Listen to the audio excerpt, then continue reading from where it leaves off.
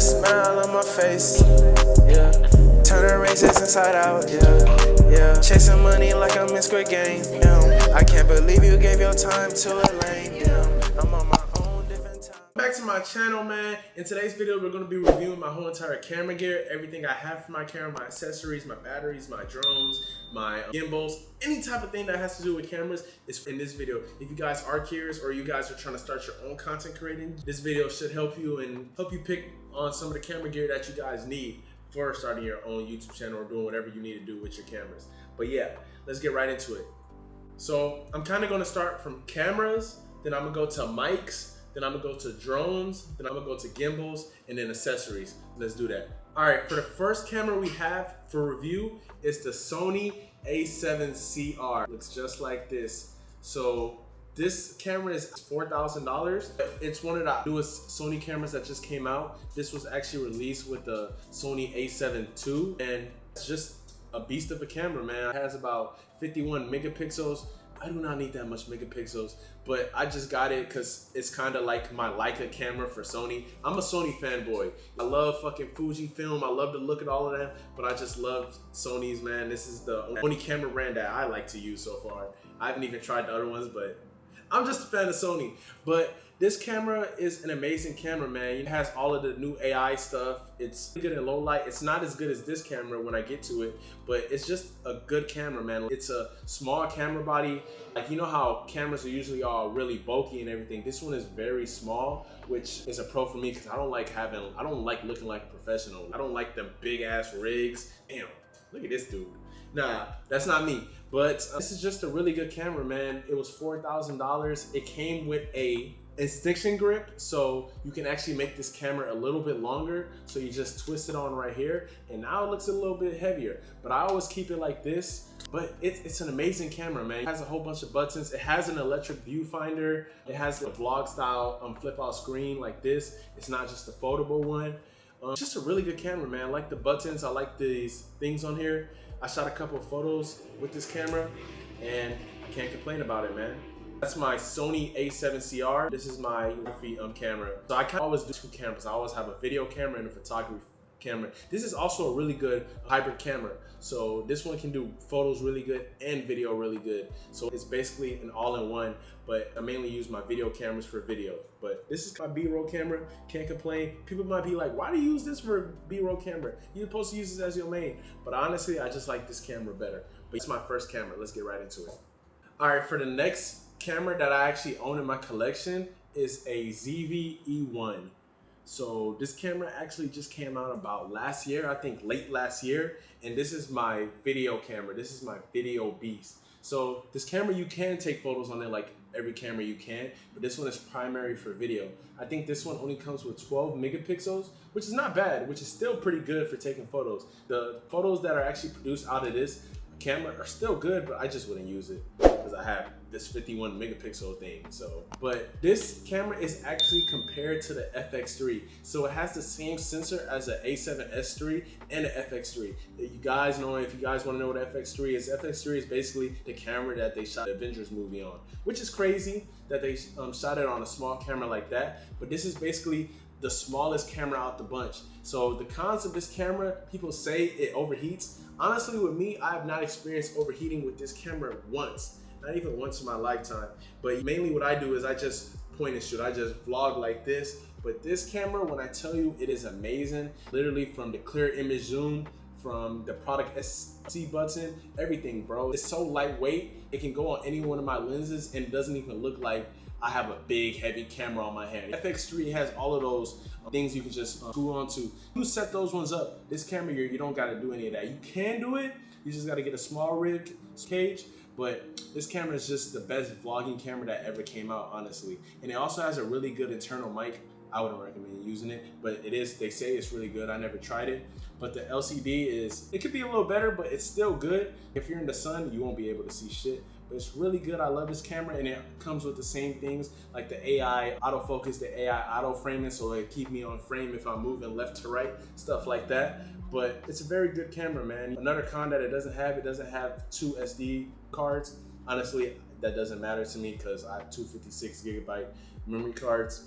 fucking 50 cards. I think, I don't know. I'm just putting out numbers. But it's a really good camera, and I love this camera, and I don't think I'll ever get rid of this camera. The only way I'll get rid of this camera is if I get an FX3, but the camera was like, I think $3,000, and the FX3 is like near $6,000.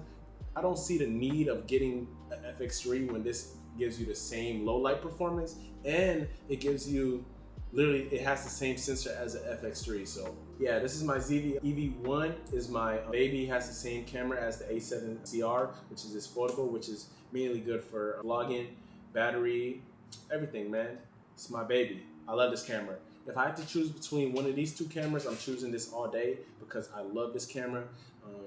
You can even put LUTs into this camera. I'm pretty sure you can do the same thing for this camera too, the A7CR, but I just love this camera. I don't know why. And I know I said I love this camera, but I love this camera for real. But yeah, those are my two cameras. Now let's move on to the lenses so I can show you guys what lenses I actually bought for these cameras and what I use these lenses for. Let's do it. All right, so next we have our lenses. One of the first lenses that I actually ended up picking up for my cameras is this 20-40 Tamron.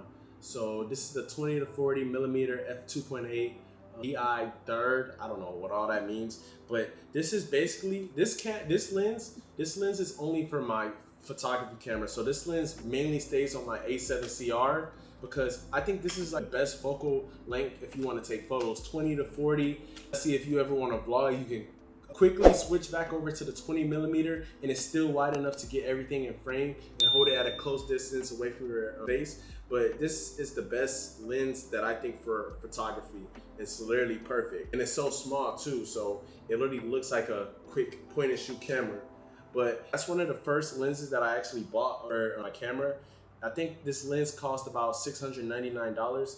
100% worth it. Tamron are usually the cheapest out of the bunch when it comes to Tamron, Sigma, and Sony's. Sony being the most expensive one.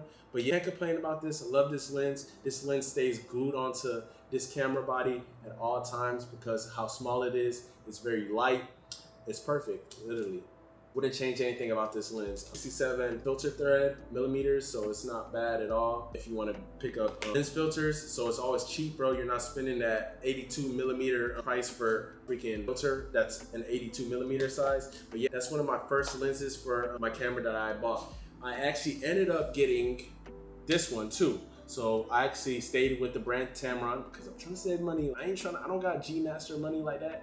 This shit's expensive.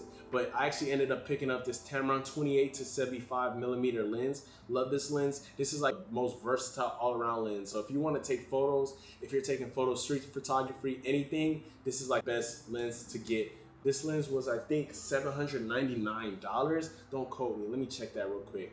This lens was $739, but this lens is amazing. On this lens, it comes with a button, so if I put this on my ZV-E1, I have this customized to clear image zoom. You can have it customized to anything you want. It has a constant aperture of f2.8, which is really good.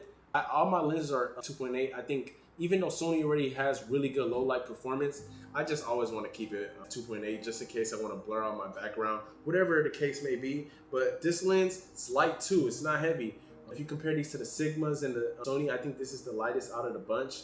Really good lens, pretty long, same filter size as this one, 67 millimeters, so I can save some money when I'm actually buying lens filters for these camera lenses. But yeah, amazing lens, 28-75. Love this lens. This one really stays on, so this one doesn't go on the camera unless I'm actually bringing it somewhere and I know I'm gonna have to be shooting from a little bit further, because you know this focal length is 75 millimeters, which is not bad. But as that, it also has a speed, so you can plug this into, I think, a monitor or something. I don't know what this is for, but I know it has a purpose. Really good lens. These are my two lenses, and let me review the lens that on this camera right now.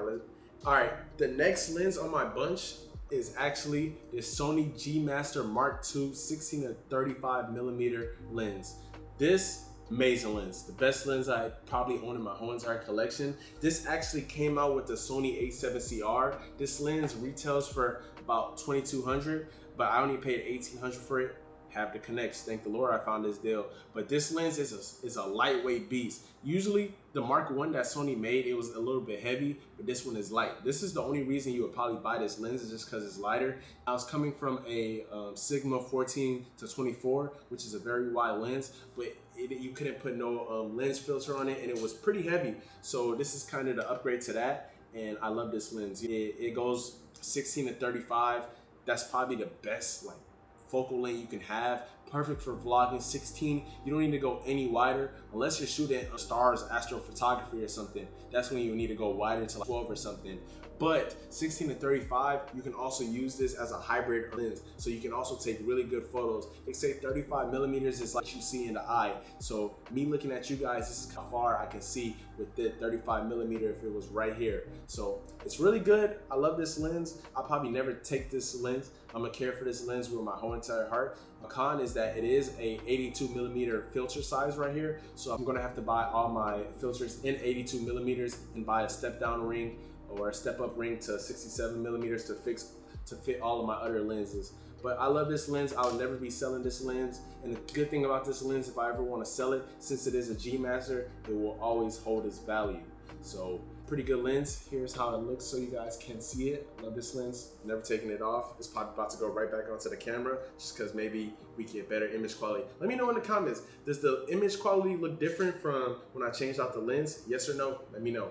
Another lens I want to show you guys is this lens that I bought from Etsy. It's called a dispo lens. So it basically takes one of the lenses from a disposable camera. It actually 3D printed the lens cap to fit on the same size of a lens hood. And then now you have a disposable camera look inside of your professional camera. Why? You guys may be asking, why do you want to dim down your quality of your camera? Because the film look, I don't know, man, argue with somebody else. I honestly, it's pretty cool. So basically, I don't have to go buy a $5, $10 film camera, get them developed. I can just shoot it out my camera and it would have the same exact quality. You can do it in post.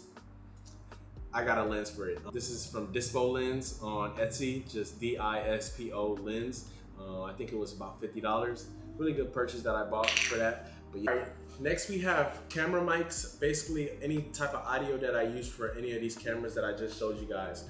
All right, so for the first bit of audio that we have a couple wireless mics. So I actually ended up picking up the DJI Wireless Mic 2. Let me zoom in so you guys can see it. Looks just like this.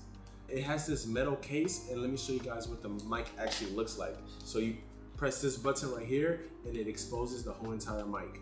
So it looks just like that, as you guys can see. These actually just came out. I think these retail for $349, but it's a really good mic. So with these mics, they connect to the camera at the top, or you can connect these to your phone, and they also connect Bluetooth for your phone.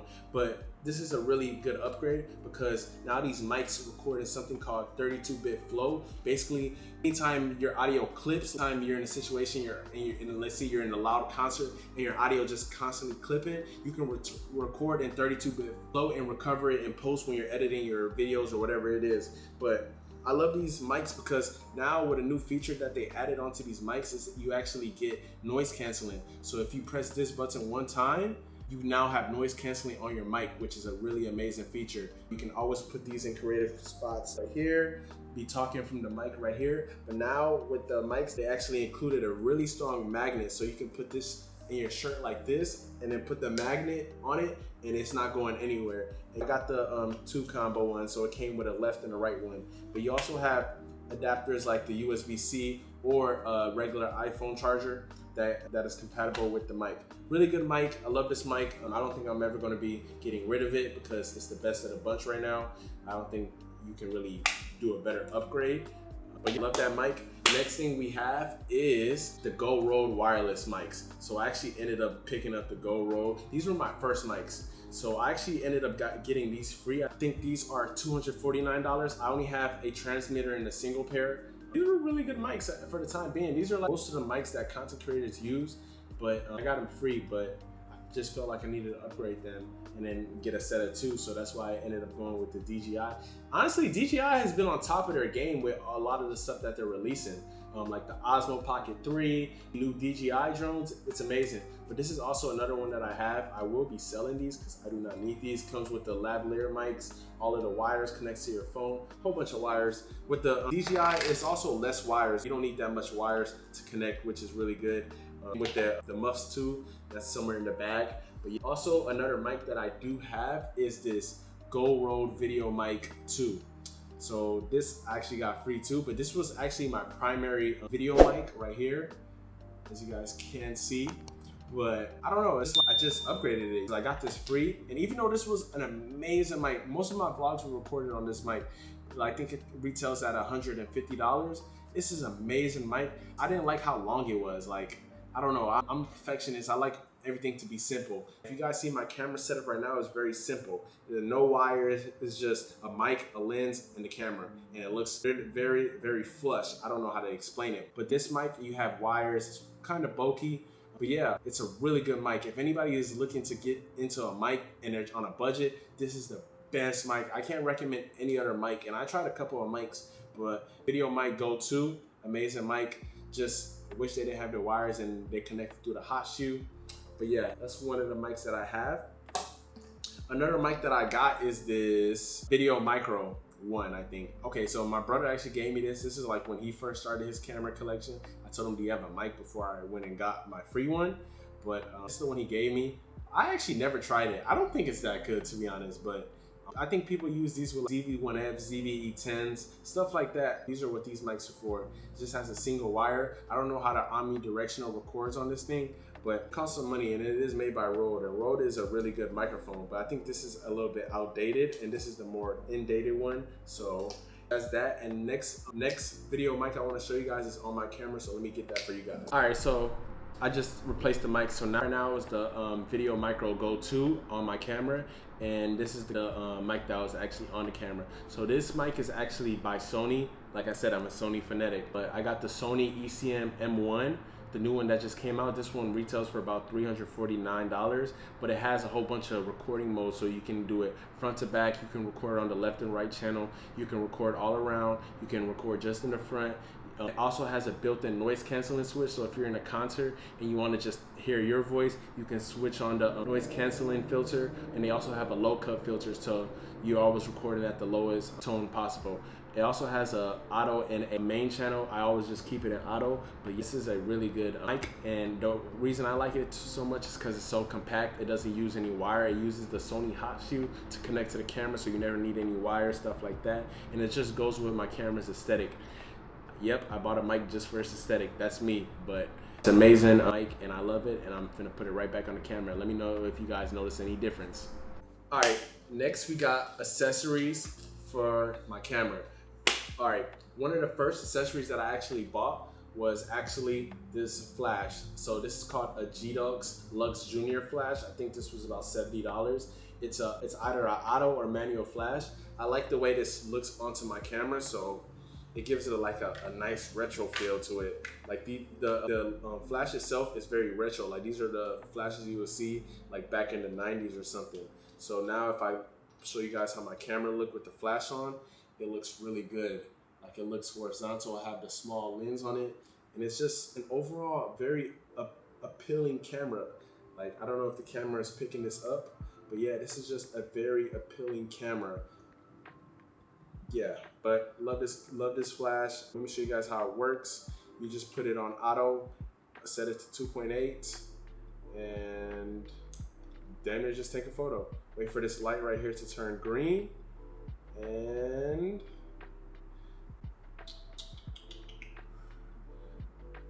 yep, now it's green, and you just do this. Oh, yeah. And that's how you do it. Really good flash. Love it. Some people might hate it. I don't care.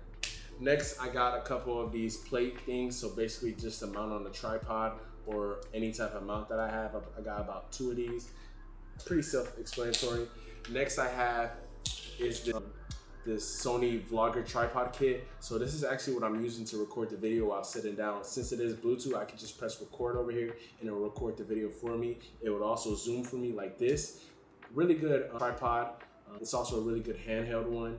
Like it a lot. It's by Sony, of course. You know, Sony's going to do their best one. I think this one right here was $149. Can't complain about that. Love it. Not really much to say. It's a good tripod. Sometimes if you have a heavy camera, you might have to strap something onto your hand just to hold it, to keep it steady. But yeah, I never found any problems with that because my camera setup is always a very light setup. But yeah, got that. Amazing. I love it. Wouldn't change it for any other tripod. Next, I have one of these suction mount things. So these are like when I want to get like low angle, cool angle shots. So if I want to stick this onto my camera, if I want to stick this onto a window, anything. If I want to get an overhead shot, I can stick it up to some glass and it will hold it in place. And I can just put one of these things on here, twist it on and mount it into my camera. And now I have that angle on my camera.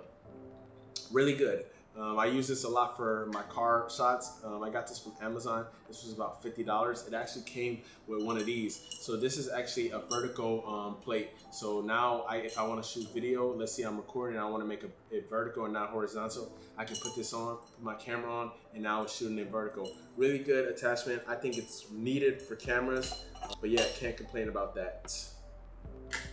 All right, next thing I want to talk about is filters that I actually bought for the camera. So one of the first filters that I actually bought was this Hoya variable density night and day filter. I think it's called an ND filter, but yeah, you have to get one of these. Basically just bringing down your aperture, and let's say you're in a really bright setting, you can just put this on and you can have a really good image even when it's very bright.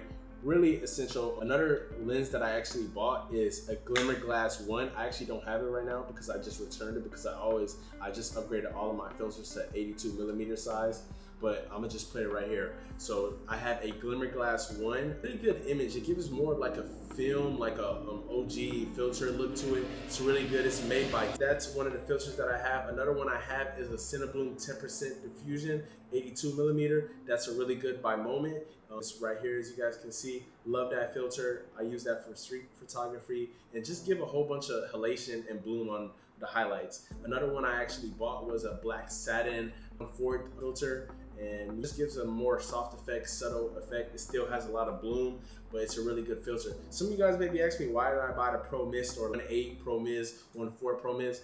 I don't know, Pro Mist is still good. I just feel like it's very basic. Everybody uses that. They be like, oh, Pro Mist. But like, it's just, it has that look. All the filters that I gave you, that I just named, they have a really different look, and I think it's very unique to the content that I want to make. But yeah, that's pretty much all of the accessories that I actually do have for my camera. For the next thing we have is my drone. So this drone is a DJI Air 2S. It's pretty much, it's a little outdated because, you know, DJI drops fucking 6 drones every freaking year, but it's crazy. But this is still one of the best drones on the market because it has a 1-inch sensor, which is really good for low light, whole bunch of stuff. It's still light. I listed it, I'm trying to sell it just because I want to buy the Mini 4 Pro because it has the same features and it has that controller that I want. But I bought the Fly More combo, came with batteries, it came with a couple filters, came with stuff like that, a whole bunch of good stuff. But this drone was about, I think, $899 when I paid for it. Still holding its value. I think it's only down $200, but it's a really good drone. It has a lot of sensors, so you won't crash it. My experience with drones, I used to always crash my drones. I crashed my drone in Seattle, trying to cut some ducks. I know I'm tripping, overly tripping. But yeah, that's some of the stuff I have. And also for the cameras, I also have a couple batteries. I didn't want to put that in there, but I have about 4 extra batteries that I use to power my cameras. That's pretty much everything that I got for my camera gear. Let me see how much it's worth. It's worth a pretty penny. I think everything in total is worth about $1,300, almost $1,400 in total value. You guys can add it up with all of the stuff, but pretty good penny spent on this, but I think it's worth it. It's an investment. Give you guys content you guys want to see that's actually appealing, and I can make myself have my own swag. I can do my own color grading like you're seeing in this video. I color graded this whole entire video by myself. But yeah, that's kind of my whole entire camera gear. If you guys did fuck with the video, make sure you leave a like, subscribe, and comment what you thought, and comment some things you want to see from my channel. And I'll see you guys in the next video. Let's do it.